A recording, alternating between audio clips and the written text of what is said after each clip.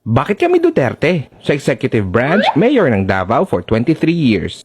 Sa legislative, congressman and vice mayor for 6 years. At sa judiciary, fiscal ng 10 years at abogado ng 44 years. Tapos sasabihin nila, panglokal lang daw si mayor. Lingid sa kaalaman nila, ang Davao ay 63 beses ang laki sa Metro Manila.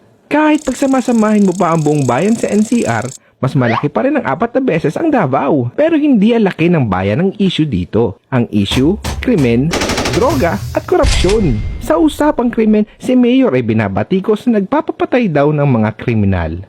Tanong, sa kasalukuyang sistema ng Pilipinas, sino ang takot? Ang mga kriminal sa mga taong sumusunod sa batas? O ang tao sa kriminal? Normal ba yan?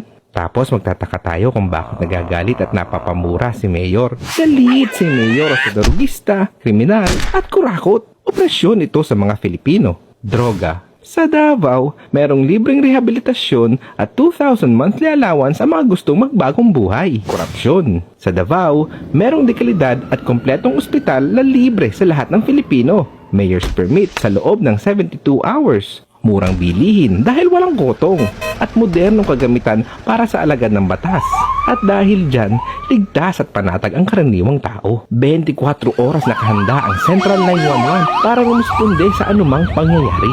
Alam nyo ba na meron lamang 3 911 system sa buong mundo? Nariyan ang Amerika, Canada at Davao. Ganito dapat gamitin ang pera ng bayan. Hindi puro welcome art, waiting shed, barangay patrol, poste, covered court, at isang damakmak na pretender ng bahay. Ganito na lang ba tayo? Hindi ba pwedeng may 911 din tayo? Matinong pampublikong ospital o magplano ng sariling paliparan sa ating mga rehiyon? Iyan ang pangarap sa bansa ni Mayor. Hindi dahil uso, hindi dahil sikat. May tapang, malasakit at malaking pagmamahal sa bayan. Kaya, Duterte kami.